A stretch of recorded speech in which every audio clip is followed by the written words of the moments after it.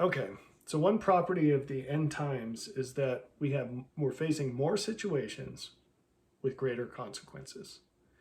So, for example, COVID, there were a lot of things that came out with that, through that, including the vaccine, but not limited to that. Job choices, where you live, all that. All of a sudden, the worth of certain things drastically shifted all of a sudden by a lot, and it sort of stuck that way. And so that's the pattern that we see today with a whole lot of things, and that's only going to accelerate and increase in frequency and in magnitude. And so you really should think about that. I think it would pay dividends to think about that. There are a lot of things that you can do just once, and it will permanently, maybe terminally, affect your life. For generations now, at least decades, that has not been so much of a common thing. So 20 years ago, someone could decide to try certain illicit drugs and not keel over from a fentanyl overdose. But today, that's exactly what could happen on the very first time someone tries that, right? In the past, you could sample socially, I'm trying to word this well, socially popular but radically different ideas on how to live your life. You could sample that in the past and it wouldn't destroy your life. But today it will. It will destroy your life. If you take a marble out of that jar, the odds are very high that you're going to cause permanent damage and or increase the odds of your early death. Well, yeah. So it turns out that with each passing day, it becomes much more important to develop the ability to accurately see consequences before they happen, and also to see choices that might not be obvious to all people. And as you develop the ability to do that, or to develop the ability to find people who can do that and listen to what they have to say, to the extent that you're able to do this, you will have a profoundly different outcome in life, or set of outcomes, than those who do not. And that contrast is going to just keep increasing.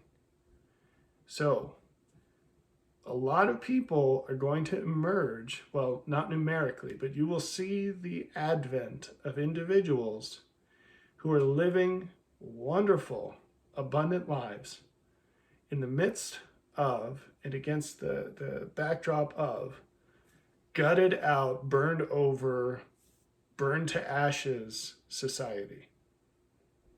And it will be like these people have won the lottery, except that's not a good analogy because lottery winners don't fare too well in the long run, but you get what I'm saying. What do I mean? Well, you're going to see young men who, instead of wasting their time the way their peers did, they got busy prepping for life. They targeted a way to make money in a career, and they optimized their young life to prepare for that career, and they started making bank at a very young age. So in a world where their peers are probably never going to own a car and may never move out of their parents' basements, they're going to own a house and a car and be able to finance their wife to stay at home, having as many kids as she wants, and homeschooling them. And that contrast is going to be worlds apart. Worlds apart. The life they have will be totally different than the life of those around them. And we could go through this with a lot of more narrow facets of life. Those who grow their own food versus those who don't. Those who learn the shadowy background of different industrial complexes in our life, like healthcare. Military doesn't necessarily affect people unless you're dumb enough to join. I'm a veteran, so just so you know, I'm not bashing my brothers and sisters. I'm just saying, if you do that today, you really should have talked to someone before you made that choice. And on and on. So it's a light and night. It's a day and night, light and dark kind of contrast, and it will just keep increasing over time. So if you're a young person, you need to learn to figure these things out and find some mentors, or at least one. Look for people who understand things better than you do, who see more than you do, and try to learn from them. You don't have to be weird about it, although you'll find this amazing thing. If you approach someone who knows more than you and say, hey, I'm looking for a mentor, life is crazy, you seem to have this or that figured out, could we chat for a minute? Odds are that person is going to actually take you out to lunch and tell you everything they know. It's shocking. People who have figured something out, one of the greatest sources of joy for them is to help someone else do the same with less pain, shorter path, with less resistance. But it doesn't even have to be that direct. You don't even have to talk to somebody to learn from them.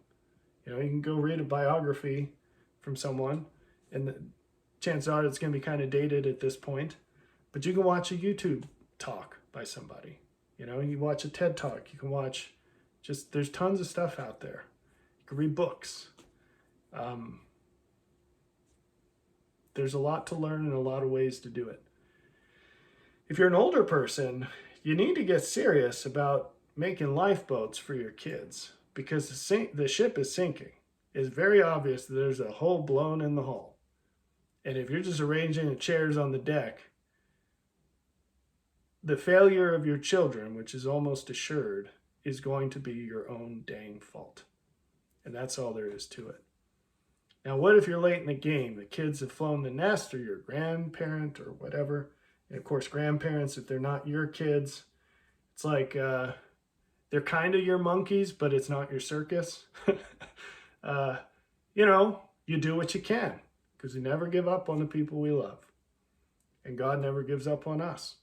So do your best and see what you can do. But the fact is that decisions matter more than they used to. And they will only matter more as time goes on. It's time to figure out what the options are, to really figure out what the consequences are before they're upon you, and to make better choices, and to stop pretending like things are going to get better or that they're going to go back to the way they were, because neither of those two things are going to happen. They'll get better, but not in this system. This system is terminal, and there's only one way this ends. And your choice right now is to orient your life to walk through the fire or to be burned up. Those are the two choices that are before us. So if you're still farting around deciding whether or not you actually want to obey God or not, it's getting late in the game and you're running out of time. That's a very simple choice. And if you know anything about God, it should have been the easiest choice to ever make. That's the basics. That's the gate. There's so much more to cover. If you're still hung up on that, whether or not you want to obey God, you're on double overtime, whatever sports metaphor. You're out of time. You really need to repent. So hopefully that's helpful.